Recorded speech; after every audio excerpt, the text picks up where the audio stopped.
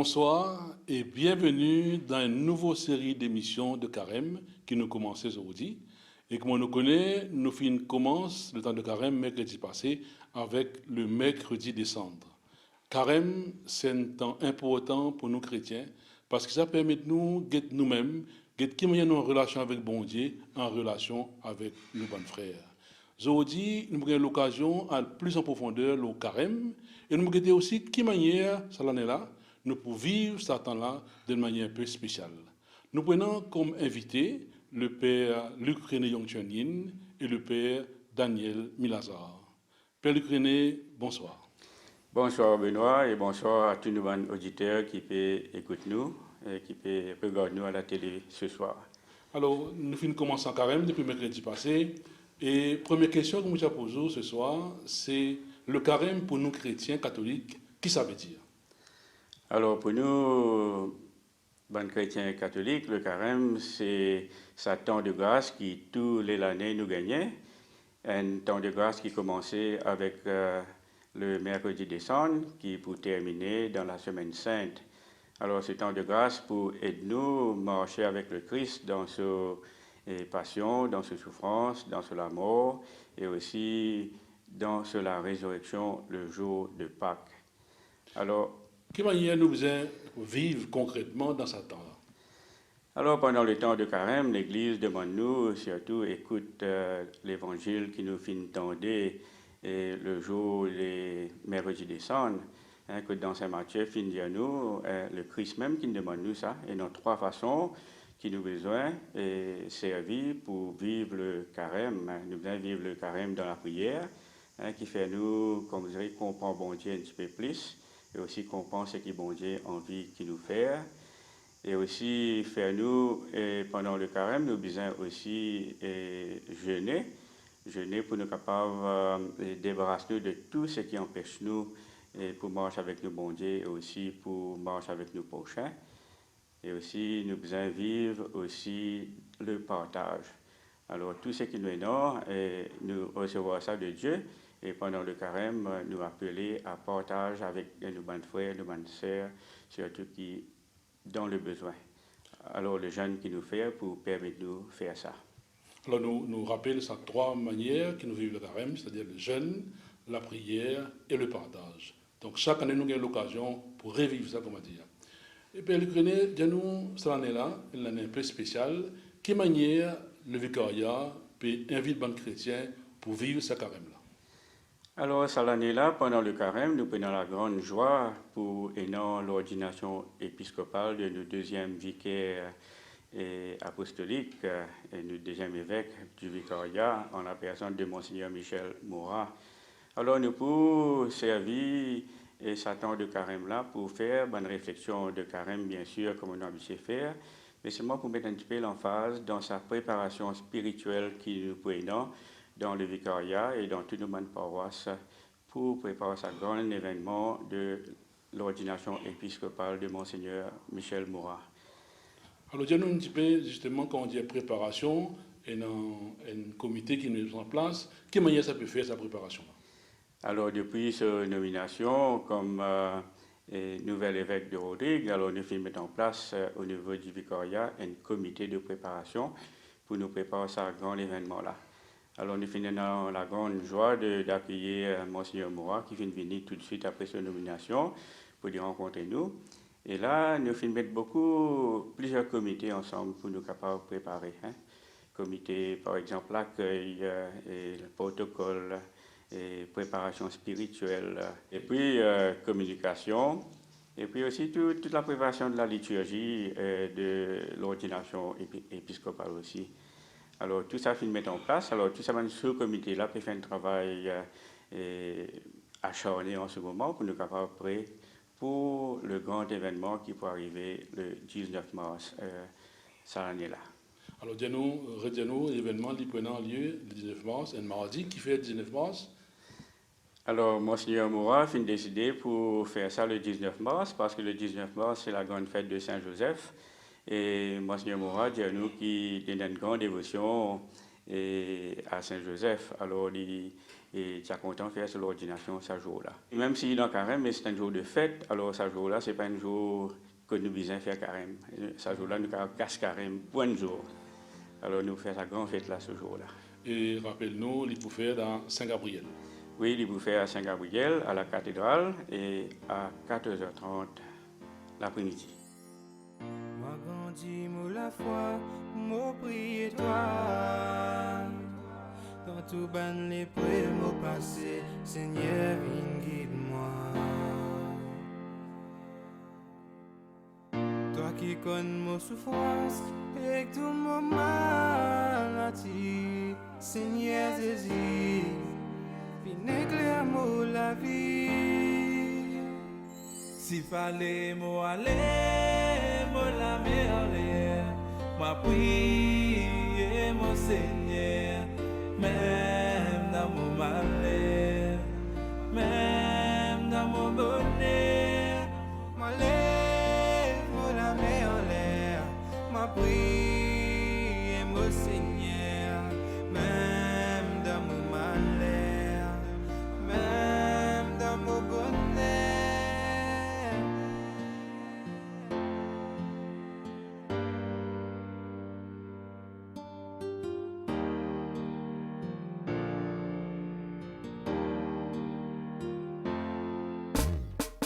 Moi grandi, moi la foi, pour moi prier toi. Dans tout banné, près mon passé, Seigneur, guide-moi. Toi qui connais mon souffrance et tout mon maladie, Seigneur Jésus, viens éclaire-moi la vie. S'il fallait moi aller, moi la merveille, moi prier mon Seigneur, même dans mon malheur, même dans mon bonheur, moi lève moi la merveille, moi prier mon Seigneur, même dans mon malheur, même dans mon bonheur. Beaucoup de difficultés, mais grâce à toi mon affronté. Tous les jours mon prière, mon bon Dieu.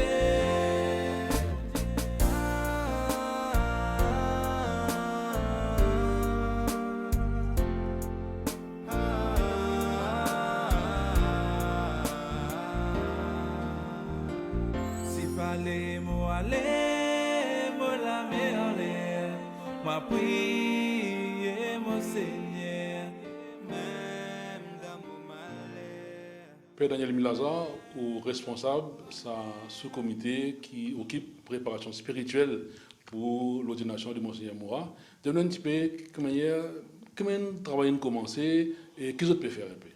Alors, depuis l'annonce de l'ordination de Monseigneur Moura, alors comment le Père Lucunet Diaou, donc ils mettent sur place plusieurs sous-comités, donc dans laquelle est ce sous-comité de la préparation spirituelle. Alors, depuis ça, nous mettons au travail avec un petit groupe d'environ 12 personnes.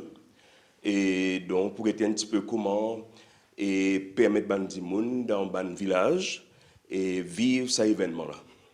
Alors, comment chaque année, vous connaissez aussi qui est nos habitués dans l'église à Rodrigue et organise une session de carême autour de la lettre pastorale de l'évêque ou bien d'un message que l'administrateur adresse nous.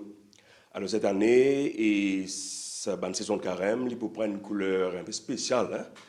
Et forcément, parce qu'à cause de ça, l'événement-là. Alors donc, nous pouvons essayer pendant la session de carême et donc préparer une fiche comme on a habitué chaque année et pour permettre de vivre cet événement-là et préparer spirituellement cet événement qui peut arriver le 19 mars. Là. Regardez-nous, qui est le thème que nous pouvons aborder dans cette session-là? Alors donc nous prenons et donc trois sessions de mon village et plus une veillée. Hein? Donc, première session, il faut accéder à l'église Peuple de Dieu. Alors, comment ça, l'église, dans ça, l'église Peuple de Dieu? Alors, nous tous, si nous fait partie de l'église à partir de nos baptêmes. Hein? Et comment, à partir de cette église Peuple de Dieu, et qui rôle, qui la fonction d'un évêque dans cette église Peuple de Dieu. Ça, c'est le premier thème qui nous peut essayer de permettre à vivre dans un village. Permettre de découvrir qui rôle un évêque dans l'église. Qui rôle un évêque dans l'église. Et qui rôle un chrétien aussi, peut-être. Et puis qui rôle un chrétien, oui, donc parce qu'il est l'évêque, qu'il est baptisé, qu'il est prêtre, etc. Donc nous tous, et nos vocations, ils prennent sur la source dans le baptême. Hein. C'est ça que nous avons envie de faire, nous comprend. Et puis, deuxième thème, et donc, il point P, la devise de Monseigneur Moura fin choisir. Rappelle-nous. Ma grâce te suffit. Hein? Donc, sa devise-là, donc, nous pouvons essayer de permettre Bandimoun d'abord et découvrir qui était la grâce. Et puis, peut-être Monseigneur Michel Moura aussi. Et pour dire un petit peu comment il choisir sa thème-là. Et qui était la grâce, et qui manière aussi la grâce. Il y a quelque chose qui concerne tout le monde. Est-ce qu'il y a une expérience de grâce aussi? Peut-être que le fait. La réflexion peut orienter, disons, dans ce sens-là. Hein? Donc, comment nous-mêmes, nous, dans nos propres vies, nous faisons une expérience de la grâce. Hein? Nous pouvons laisser aussi Monseigneur Michel Moura et dire un petit peu aussi comment il choisit ce thème et qui était la grâce pour lui-même. Hein? Voilà. Et comment il souhaitait qu'il nous vive ça aussi pendant son épiscopat? Comment il souhaitait vivre ça pendant son épiscopat? Parce qu'il connaît qu'il a un thème, une devise d'un évêque ou d'un prêtre, c'est aussi, et il y annonce un peu sur l'orientation pastorale. Hein, voilà, c'est ça qu'il nous fait. Et troisième thème?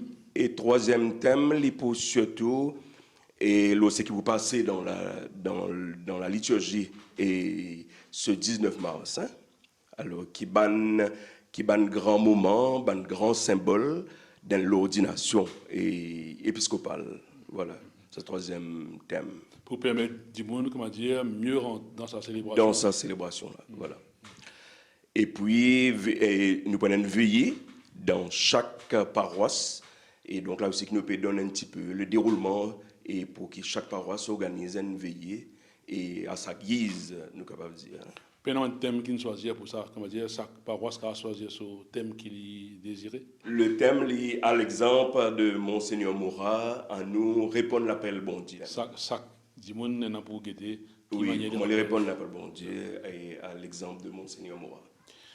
Père Daniel Vilazar, nous peut célébrer sa grand événement là, le 19 mars, qui, comment dire, il tombe 10 jours, une semaine avant la fête de Pâques, qui a lieu le 31 mars. Alors, comment on trouve sa bonne préparation là, sa bonne thème qu'il peut choisir là? Comment nous faire le lien avec la fête de Pâques? Moi, pensez le fait même d'une l'ordination d'un nouvel évêque, et donc il y annonce et un peu c'est un signe de résurrection, hein, et du moins.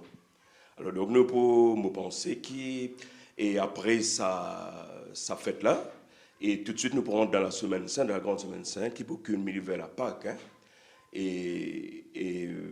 donc nous penser c'est que moi souhaiter aussi donc que chaque paroisse et après sa ordination là, il s'est guetté un petit peu comment pour orienter notre liturgie de la semaine sainte, particulièrement la liturgie de la Pâque, et donc pour qu'il nous capable faire la résurrection et dans sa même foulée là, dans sa même ligne là. Comment ça